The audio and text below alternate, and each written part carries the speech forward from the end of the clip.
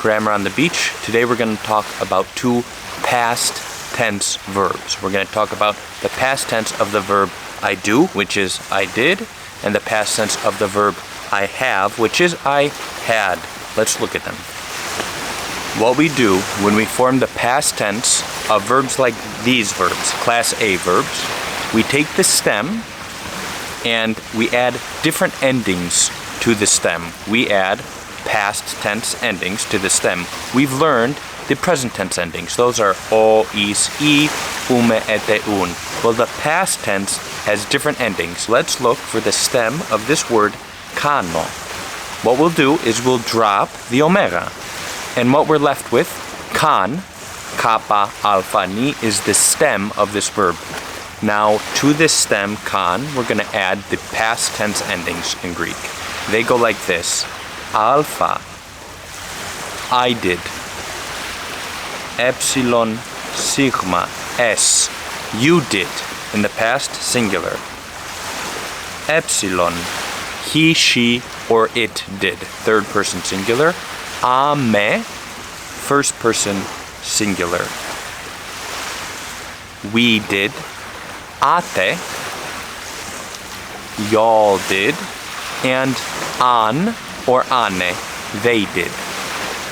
Now, one more thing about the past tense is that the accent in the past tense is what is called recessive. A recessive accent wants to hop back towards the beginning of the word. That is called a recessive accent. Now, sometimes this recessive accent will want to jump somewhere where there's nothing to hold it. For example, in our word kano, the accent in the dictionary form is over this alpha, and it wants to hop back. Well, if it hops back, it's going to have nowhere to go. What do? We add a past tense augment, often an epsilon, to catch it. So the first person singular past tense of the verb I do, which is I did, we have the word kana. And the accent recedes and is caught by a past tense augment. Same thing for the second person plural, you did, ekanes. And same thing for the third person plural, he, she, or it did, ekane. Now, when we get to the plurals, something changes. What changes? There's another rule in Greek that says the accent can never be more than 3 syllables from the end of the word. So, the accent, let's say we have a 4-syllable word, the accent in Greek is allowed to be here on the last syllable. It could also be here. This will just depend on the word and if it's a verb on the tense. It can also be here. It cannot be back here on the 4th syllable from the end. Well, here, in the first person plural of this word, kaname, how many syllables is it from the end? Here's me, 1 syllable, na, 2 syllables, and ka, 3 syllables. This accent, though it wants to recede, it wants to hop back, is not allowed because it would be hopping back 4 syllables from the end of the word, and that is not allowed. So in the plurals of this word, the past tense is kaname, with the accent remaining where it is, over the alpha. Kaname. Same thing with the second person plural. Kanate.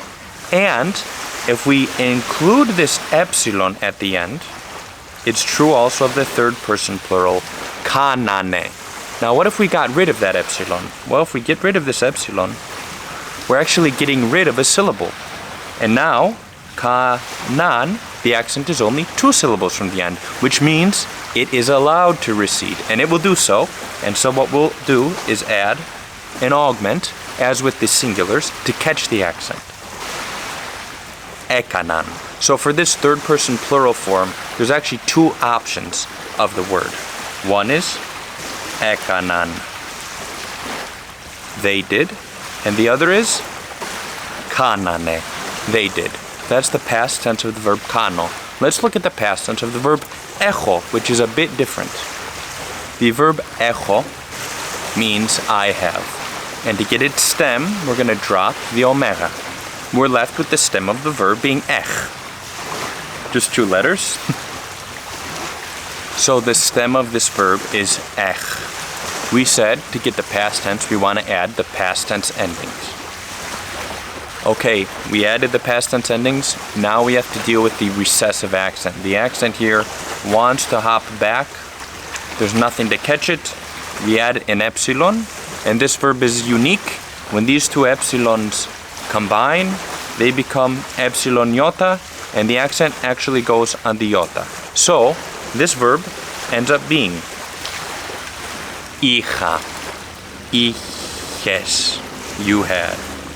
Είχε, he, she, or it had. Είχαμε, we had. Είχατε, you all had. And είχαν or είχανε, they had. So, just by way of review, what did we do here? We formed some past tense. How did we form it? We took the stem of the verb, the dictionary stem. We added the past tense endings. A, es, e, ame, ate, an. We allowed the accent to recede where it could. And when we needed to, we caught it with an augment, epsilon. Okay, that was our first past tense. See you soon.